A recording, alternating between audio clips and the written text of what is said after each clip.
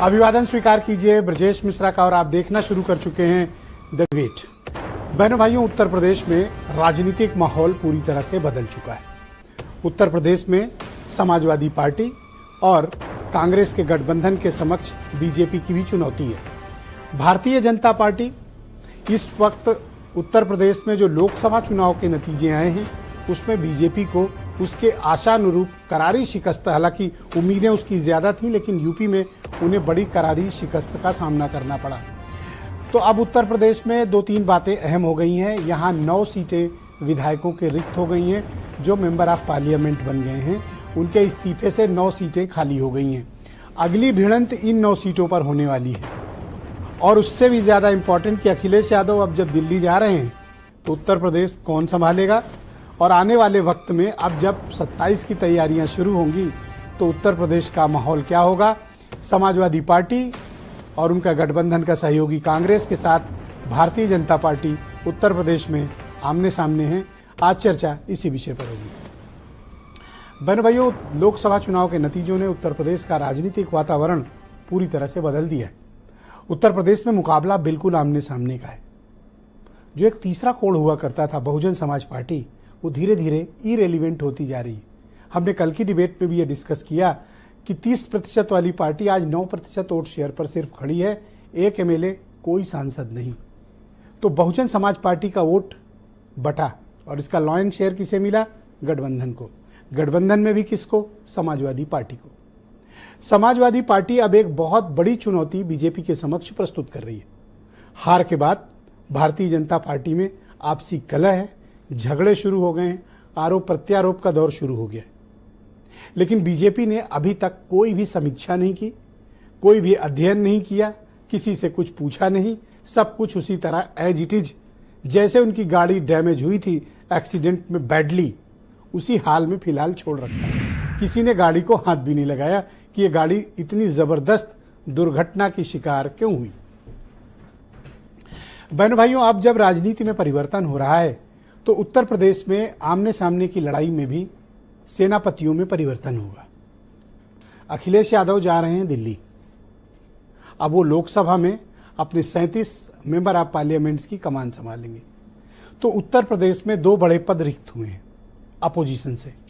एक नेता प्रतिपक्ष यानी नेता विपक्ष विधानसभा और नेता प्रतिपक्ष विधान परिषद।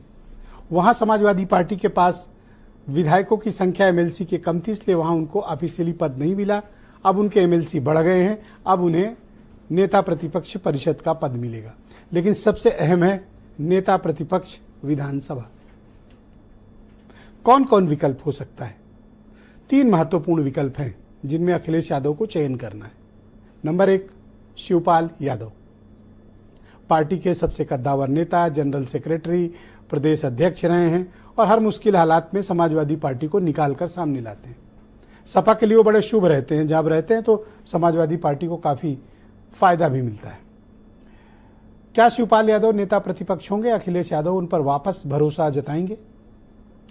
अगर शिवपाल यादव नहीं, देन हु नेक्स्ट? अगला कौन? तो 2 नाम और हैं जो महत्वपूर्ण हैं और ये भी ओबीसी कम्युनिटी से आते हैं और एक शेड्यूल्ड कास्ट कम्युनिटी से। राम अचल राजभर, इन्होंने राजभर कम्युनिटी को समाजवादी पार्टी से जोड़ने की एक बड़ी सफल कोशिश की, लिहाजा राम अचल राजभर के भी नंबर बढ़ गए हैं और चुनाव के दौरान उन्होंने टिकट न मिलने के बाद भी अपने जो भी समाजवादी पार्टी के कैंडिडेट्स थे उनको खूब सपोर्ट किया, मेहनत की। इनकी भी उम्मीदवारी, इनकी भी नेता प्रतिपक्ष बनने के चांसेस बड़े ब्राइट हैं। एक नाम है जिसको लेकर काफी ज्यादा चर्चा है, इंद्रजीत सरोज, कौशाम्बी के मंझनपुर से एमएलए और उनके बेटे पुष्पेंद्र सरोज, 25 साल 3 माह जिनकी उम्र है, उन्होंने बीजेपी के कद्दावर नेता और सांसद विनोद सोनकर को लाख वोट से ज्यादा की करारी शिकस्त दी है। अब परिषद में भी राजेंद्र चौधरी और भी लोग हैं जो इस कोशिश कर रहे हैं कि उन्हें वो भी नेता प्रतिपक्ष का पद उन्हें वहां मिले। अब इधर भारतीय जनता पार्टी में गजब सन्नाटा छाया हुआ है। इतना सन्नाटा मैंने बीजेपी में देखा नहीं, सामान्य तौर पर होता नहीं। क्यों? क्योंकि बीजेपी चलायमान पार्टी है, चरैवेती वाली पार्टी। लेकिन जिस तरह की करारी हार हुई है बीजेपी के नेताओं का, कार्यकर्ताओं का, संगठन का, दिल्ली का और लखनऊ का मनोबल गिर गया है। उनके साथ साथ मिनिस्टर हार गए। यूपी सरकार के 16 मंत्री अपनी विधानसभा हार गए। जो लाखों के मार्जिन से जीतते थे वो हजारों के लिए गिरते पड़ते नजर आए। और इन दिनों पश्चिम उत्तर प्रदेश में संगीत सोम और संजीव बालियान के बीच जो हो रहा है वो पब्लिक डोमेन में है। तो बीजेपी इंटरवीन क्यों नहीं कर रही है? क्या कारण है? क्या बीजेपी कोई बड़े फैसले करना चाहती इसलिए ये सन्नाटा है, या फिर जब सब कुछ स्थिर हो जाएगा तब आराम से जांच परख करेंगे कि क्या है? क्योंकि भीतरघात या पार्टी के भीतर कलह कोई एक सीट पे नहीं है। पश्चिम से लेकर गाजियाबाद से गोरखपुर और बांदा से बहराइच तक एक जैसा सिनेरियो है बीजेपी के भीतर।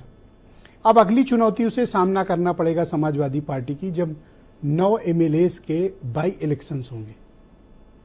और आप में से कम लोगों को पता होगा कि अभी जब 4 जून को नतीजे आए थे तो 4 उपचुनाव विधानसभा के भी थे उसमें। यह खबर दब गई, लेकिन उसमें 2 सीटें समाजवादी पार्टी जीती थी और 2 बीजेपी। समाजवादी पार्टी 1 सीट ज्यादा खींचने में बीजेपी से अभी 4 जून को कामयाब रही। अब 9 सीटों पे चुनाव है। अहम चुनाव करहल का होगा जो सीट अखिलेश यादव ने छोड़ी है, और मिल्कीपुर का होगा जो अवधेश प्रसाद अयोध्या से सांसद बने हैं वहां का। तो अब जब सिनेरियो साफ है, लड़ाई आमने सामने की है, उत्तर प्रदेश ने क्या तय किया है? और इन दिनों बीजेपी से कुछ ना कुछ ऐसा हो जा रहा है उनकी राज्य की और केंद्र की सरकारों से जो उनके लिए किरकिरी और फजीहत का कारण बनते हैं। जैसे ताजा मिसाल उत्तर प्रदेश में ठेके पर पुलिस की भर्ती, बहुत बड़ा स्कैंडल हुआ। डीजीपी ने लाख सफाई दी, लेकिन दरअसल आदेश उन्हीं के यहां से जारी हुआ था और उसमें उत्तर प्रदेश शासन का भी जिक्र था।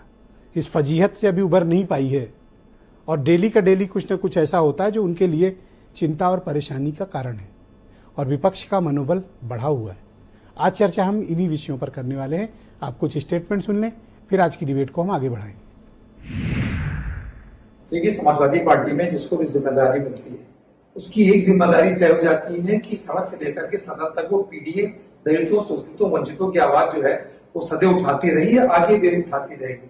इनके हक और हकों की लड़ाई सदैव लड़ती रही है और आगे भी लड़ती रहेगी। किसानों की, नौजवानों की, माताओं की, बहनों की, महिलाओं की लड़ाई जो है जो लड़ता है उसी को समाजवादी पार्टी में पद और प्रतिष्ठा से सुशोभित किया जाता है। भारतीय जनता पार्टी के कार्यकर्ता किसी जय या पराजय से न जय में कभी भी आपाक होते हैं, न पराजय में आत्मविश्वास। भारतीय जनता पार्टी के कार्यकर्ता फिर से मैदान में तैयार हैं। जब उपचुनाव होंगे तो इन उपचुनाव में और आने वाले विधानसभा चुनाव में फिर समाजवादी पार्टी को मुंह की खिलाएंगे और भारतीय जनता पार्टी फिर विजय की पताका ठीक से लहराएगी। कांग्रेस पार्टी ने जो संविधान बचाने का मुद्दा हमने उठाया, जनता के मुद्दे उठाए, खासतौर से युवाओं के अग्निवीर, किसानों की समस्या, महिलाओं, दलितों की समस्या, जनता ने उस पर वोट किया है। तो हमें उन सभी को हम प्रतिनिधित्व देंगे, लगातार पहले से भी दे रहे हैं, आगे भी हम जाति और आयु दोनों का ध्यान रखें। तो बहनों भाइयों, आज की चर्चा को आगे बढ़ाते हैं। मेरे साथ अनिला सिंह मौजूद हैं, उत्तर प्रदेश में भारतीय जनता पार्टी की प्रवक्ता हैं। कर्नल शरद शरण मेरे साथ मौजूद हैं, समाजवादी पार्टी से हैं। सुरेंद्र राजपूत मेरे साथ मौजूद हैं, कांग्रेस कमेटी के प्रवक्ता हैं। देवकी नंदन मिश्रा जी जाने माने राजनीतिक मामलों के विशेषज्ञ और सीनियर जर्नलिस्ट हैं। और ब्रजेश शुक्ला जी भी उत्तर प्रदेश के राजनीतिक मामलों पर चर्चित पत्रकार। और वीरेंद्र सिंह जी हमारे स्टेट हेड। आप सभी का शुक्रिया और धन्यवाद मेरे साथ कार्यक्रम में शामिल होने के लिए। अनिला सिंह जी,